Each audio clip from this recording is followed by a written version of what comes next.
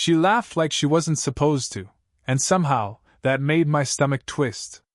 It started in her kitchen, warm with late afternoon light that pooled across the wooden floor.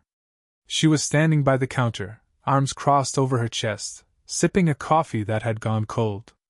Her hair caught the light, a subtle gold among the strands of gray. She didn't seem to notice me at first, or maybe she did and was choosing not to. That thought made my pulse speed. "You're brave for a boy your age," she said suddenly, almost teasing, almost serious. Her eyes flicked up, scanning my face for my reaction. I swallowed, trying not to show the sudden heat creeping up my neck. Brave? I wasn't sure I understood, but something in the way her gaze held mine made the words feel like a challenge and a compliment at the same time. I stayed near the doorway, unsure if I should lean against it or step forward. Her presence filled the room in a way that seemed impossible. She moved slowly, deliberately, pouring a splash of milk into her cup, stretching her hand across the counter. Every little movement carried weight, something intimate I wasn't supposed to notice. I don't know if I'd call it brave," I said, my voice quieter than I wanted. I wanted to explain, to justify, but there wasn't really a reason I needed to. Still, the urge to speak, to be seen, was almost unbearable. She tilted her head, the corner of her lips tugging up, a soft smirk that didn't quite reach her eyes. There was something in her that suggested she'd known for a long time how I felt. Or maybe it was just me, imagining it, my thoughts running ahead of me as usual. The kitchen smelled faintly of coffee and the rain from earlier that day. A wet leaf clung stubbornly to the windowsill. She didn't glance at it, didn't notice, but I did, because it was almost like her world kept moving and I was barely allowed to exist in it.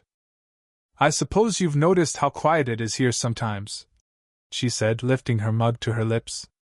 Her voice was soft, careful, like she was measuring how much I could handle. I nodded, unable to take my eyes off her hands. They were delicate, long-fingered, but there was a kind of strength in the way she held herself, even in something as simple as holding a cup. I wanted to step closer. I wanted to reach out, touch, say something bold, something I'd regret later. But the space between us felt fragile, electric. I could see it in the slight pause of her breath, and the way her eyes lingered a second too long before darting away. For a moment, we existed in that silence together, the kind that hums with risk. I could feel her pulse, almost as if it mirrored mine. I wanted to speak, to ask her what she was thinking, but words seemed clumsy, useless against the tension between us. Then the sound of a doorbell shattered everything. Her head jerked toward the sound, surprise flashing across her face before she masked it with a polite, almost distant smile. My heart jumped, not from the interruption, but because in that instant, the world outside no longer mattered. Only her, and the way she had made a quiet, ordinary afternoon feel like a precipice. She set down her cup, fingers brushing the rim just slightly, and for a brief second, our hands nearly touched. And I knew, with a certainty I couldn't explain, that nothing would ever be the same again. The sound of the doorbell lingered in the back of my mind, like a faint echo I couldn't shake. She moved toward the hallway, and I noticed the slight stiffness in her shoulders, the way her hand lingered on the doorknob a second too long. She opened the door to a neighbor, exchanged polite words, and then closed it again, but the air between us had shifted. Closer. Charged. "I wasn't expecting anyone," she said, finally turning back to me. Her eyes held something that made me stop mid-step. Curiosity, maybe, but also caution, like she was measuring how much of herself she could reveal. I wanted to ask about her past, about the lines that weren't visible but seemed to shape her every movement. She hesitated, almost imperceptibly, as if weighing what she could admit. "I've been through a few things," she said softly, almost to herself. "Divorced for years. Learned the hard way about trust, mistakes. People leave. Sometimes for no reason you can name." I nodded slowly, understanding more than I should. I had my own mistakes, my own missteps in love, but nothing like hers. And that thought made me simultaneously thrill and freeze. She was older, experienced, shaped by life in a way I could barely grasp, and yet here she was, standing inches from me, letting me see the cracks she tried to hide. I started, but my words faltered. I wanted to tell her I felt like I understood, like I could be different, but the words wouldn't come. There was a pause, heavy and deliberate. She walked past me to the counter, adjusting the coffee cup again, brushing her fingers over the rim. "I know what you're thinking," she said quietly, not looking at me. "That maybe this, us, is dangerous. Or wrong. Or fleeting." I didn't answer. I couldn't. The truth was, I was thinking it too, but my heart didn't care. My gaze drifted over her shoulder, noticing the little details, the way her scarf fell, the faint line of worry between her brows. I wanted to reach out, but fear froze my hand. "You've got your own life," she continued, almost whispering. "People your age, you should be figuring things out without complications like me." Complications. The word burned. And I realized how much I wanted those complications anyway. I wanted her attention, her laughter, the way she made ordinary moments feel like something you'd remember forever. There was a moment of stillness, where neither of us spoke, just breathing in the quiet, sharing the space without acknowledging it. Then she moved closer, her hand brushing mine accidentally, or not, when she picked up her mug again. I felt a shock run through me, that tiny contact igniting something I hadn't expected. Her eyes met mine, soft and vulnerable, a trace of longing there, carefully hidden beneath restraint. For a second, it felt like we were suspended in time, two people aware of the risk, aware of the unspoken rules we were bending simply by standing near each other. I wanted to say something, anything, but instead I let my fingers linger near hers, careful, tentative. The tension was almost unbearable, but electric. And just like that, without a word, we were connected in a way that made it impossible to go back. The next evening, I found myself lingering outside her apartment, unsure why I hadn't left. The air was damp from the rain earlier, carrying the faint scent of wet asphalt and something warmer, her perfume, lingering in the hallway like a memory. She opened the door before I could knock, surprised, frowning just slightly. "You didn't have to wait," she said, her voice soft, cautious, like she was measuring how much I could handle. "I wanted to make sure you were okay," I said, my own words sounding feeble even to me. She stepped aside, letting me in, but there was a tension in the way she moved, a stiffness in her shoulders that hadn't been there before. I noticed it immediately. "You've been here before," she said quietly, almost accusingly. "But staying outside my door like this, it's different." I swallowed. She wasn't wrong. I was doing something reckless, stupid, but my heart refused to care. We moved into the living room, sitting across from each other with a careful distance. I wanted to close it, to bridge the space, but the awareness of her past, the divorce, the age gap, held me back. And maybe that was what made it dangerous, and irresistible. Then her phone buzzed on the counter. She glanced at it quickly, frowning. A name flashed briefly, her ex-husband. I caught the shadow that passed over her face, the way she clenched her jaw before answering, voice polite but distant. I looked down, pretending not to notice, but my chest tightened. The intrusion of someone else into this fragile bubble between us made the air heavy. When she hung up, she sat back, fingers brushing her temple. "Complications," she muttered, almost to herself.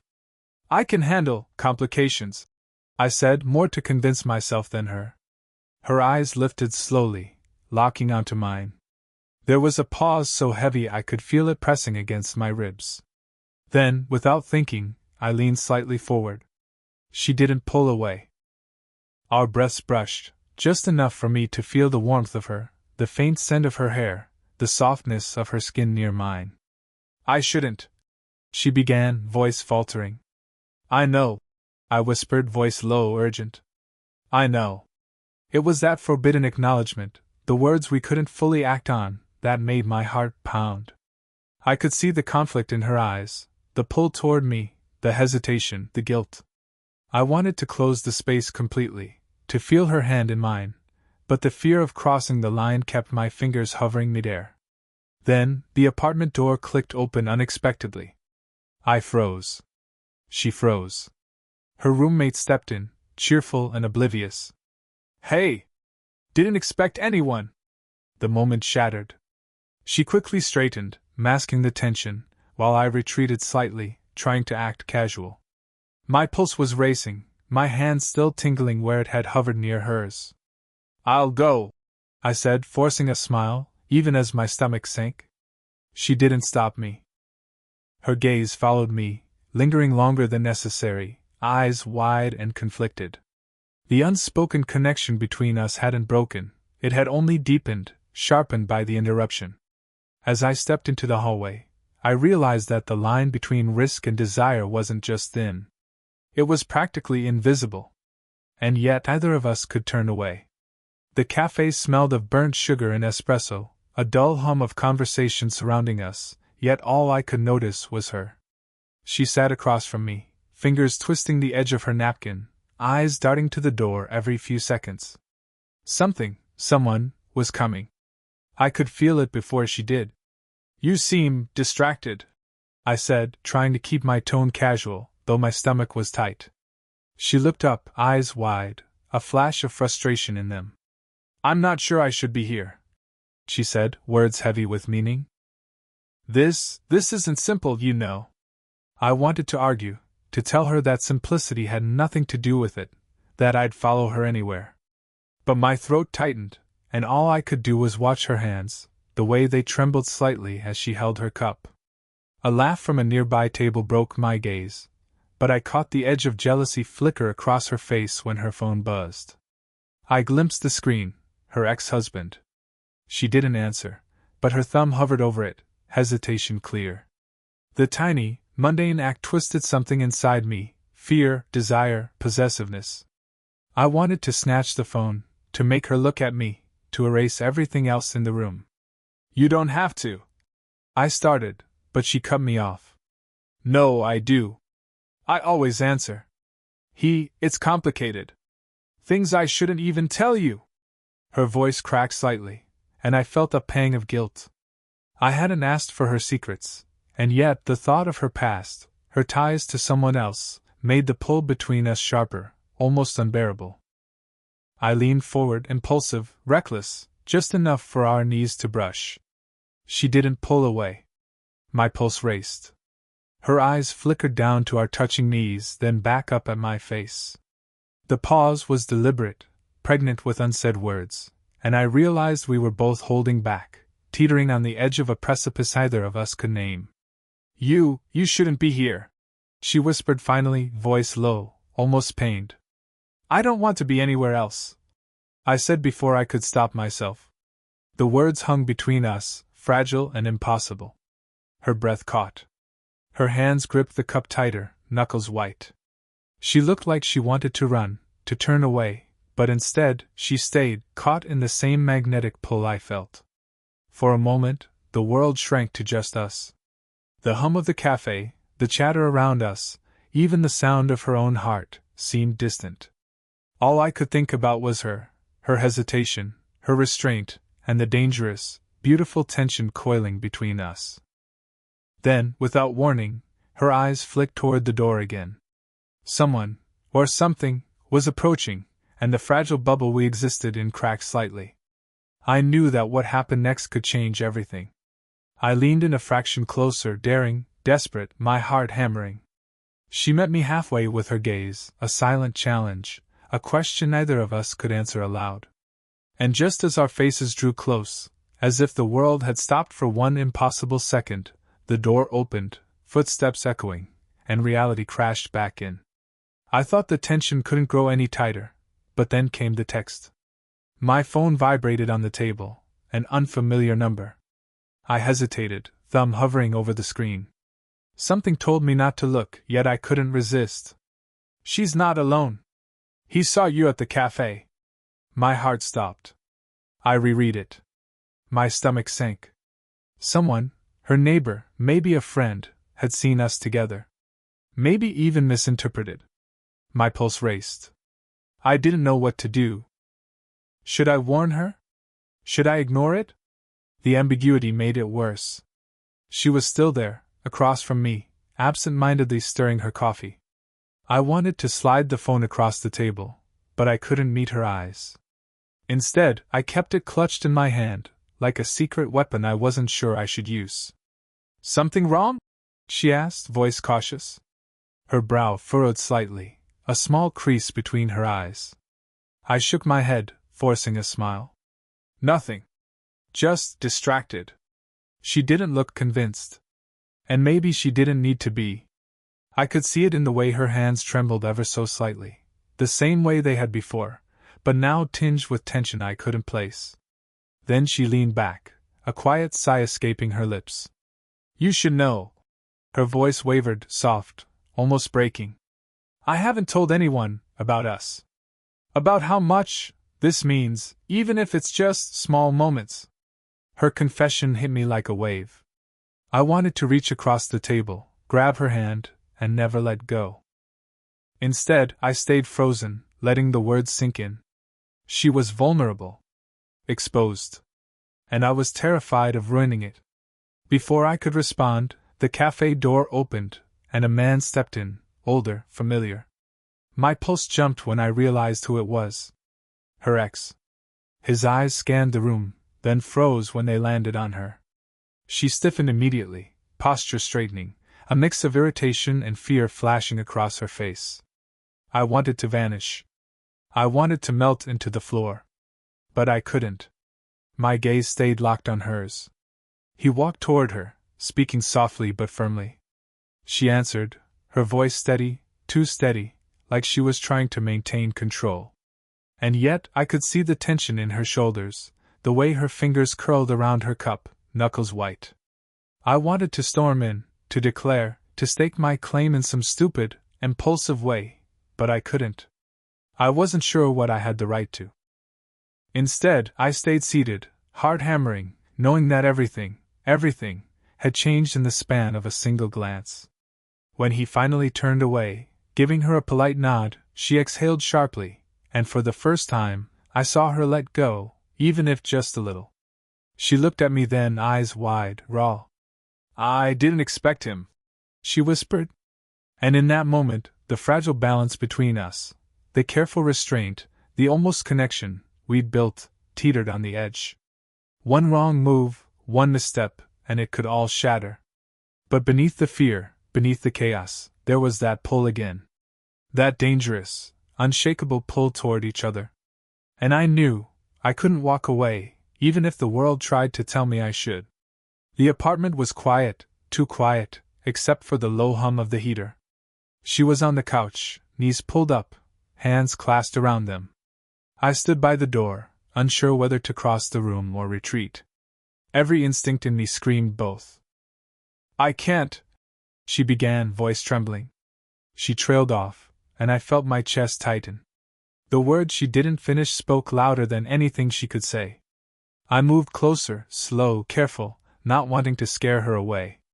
"You don't have to say it," I murmured. My own hands were shaking, though I tried to hide it behind my back. She looked up, eyes wide, vulnerable, and suddenly I saw it all, the weight she carried, the guilt, the longing, the fear of ruin. And somehow, all of it was for me. For this.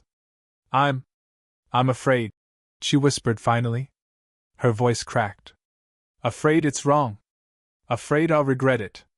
Afraid you'll—" She stopped, biting her lip. "That you'll leave." "I'm not going anywhere," I said, though my own fear hummed beneath the surface. "Not for a second. I can't not be here." The words hung between us, fragile but real. She exhaled slowly, and in that moment, her hand twitched toward mine. I didn't wait. I took it. The contact was electric, familiar, yet terrifying. She didn't pull away, not completely, but she didn't fully close the gap either. Why me?" she asked softly, almost to herself. I shrugged, unsure how to explain a pull I couldn't define, a desire that made no sense on paper but consumed me anyway. "I don't know. Maybe because you're real. Because you're not pretending. Because I see you, the way you let the world see just enough but hide what's too painful." Her breath hitched. A tear slid down her cheek, and I brushed it away, thumb gentle against her skin. She flinched slightly, then leaned into the touch, as if she'd been waiting for permission to exist like this. I shouldn't, she whispered. I shouldn't. You shouldn't what? I asked softly, heart hammering. Feel this. Want this. Risk everything. I tightened my grip, careful not to smother, just enough to anchor her to me. But you do. You want it. And so do I. For a long moment, silence stretched. No words, just breaths, the faint rhythm of two hearts trying to match. Then she leaned closer, our foreheads nearly touching. The room seemed to shrink, the world outside irrelevant. I don't know if this is right, she said, voice low. Does it matter? I whispered back. We're here. Now. She closed her eyes for a heartbeat, then opened them again, searching mine. I saw everything, fear, guilt, longing, hope. And I knew she saw the same in me. We didn't speak for a moment. The choice had been made, even if unspoken. Love or fear, risk or safety, we had chosen each other, if only in that fragile, suspended instant. A sudden knock at the door startled us. My heart skipped. The world outside reminded us it still existed. She gripped my hand tight, almost desperately. And in that moment, nothing else mattered, yet everything still waited beyond the door. The morning sunlight spilled through the curtains, soft and forgiving, washing the room in a gentle gold. She was sitting on the edge of the bed, hair messy, coffee in hand, looking older and younger all at once, like time had carved her and left beauty in the cracks. I watched her for a moment, quiet, heart still racing from last night. The fear, the tension, the impossible pull between us, it hadn't disappeared. But it had shifted, settled into something steadier, something we could hold. You're awake, she said softly, noticing me at the doorway. Her smile was small, tentative, but real. Wasn't sure you'd be up before me, I replied, stepping closer. She laughed lightly, the sound warm and familiar, and I felt it tug at me again, the part of me that had been holding back for weeks, afraid to cross lines that now seemed invisible. I was thinking, she said after a pause, about everything. About us. I sank onto the bed beside her, careful to respect the space, but unable to resist the closeness. And? I prompted gently. She traced a finger along the rim of her cup, eyes unfocused. I'm tired of pretending there's a line we can't cross. I'm tired of fear. I want this. You. Us. Even if it's messy. Even if the world doesn't understand. Her words hit me like sunlight through rain. Messy, imperfect, human, exactly what I wanted. Then we figure it out, I said. Together. No pretending. No regrets. She reached out then, fingers brushing mine deliberately, anchoring me in the present. The hesitation that had defined our every interaction melted away in that touch. She squeezed my hand once, slow and certain, and I mirrored it, letting her know that I wouldn't let go. We moved to the window, watching the city wake below us. The air smelled faintly of wet pavement and morning coffee, ordinary and intimate all at once. We didn't need words. Every glance, every brush of hands, every quiet smile carried more meaning than speech ever could. You know, she murmured, leaning her head slightly against my shoulder. I never thought I'd feel this again. Not like this. Me neither, I admitted. But maybe we just needed the right mess to find the right thing. She laughed softly, a sound that made the tension in my chest loosen. A mess, huh? I suppose that suits us. We stayed there, watching, breathing, letting the world continue around us while we existed in a small bubble of our own making. No rush, no external demands, just the certainty that whatever else happened, we had chosen each other. And though life beyond these walls would still test us, still whisper of complications and consequences, we knew something essential. This connection, fragile and human, was ours. She turned to me then, eyes bright, lips twitching with that small, dangerous smile. So, what now? I grinned, squeezing her hand once more. Now? We live. We figure it out. together. The sunlight caught her hair, the lines of her face softened in the morning glow. I realized, fully and completely, that we had both found something impossible and undeniable. And in that moment, all the fear, all the doubt, all the waiting, it didn't matter anymore. Did you enjoy the story? What kind of stories would you like to hear next?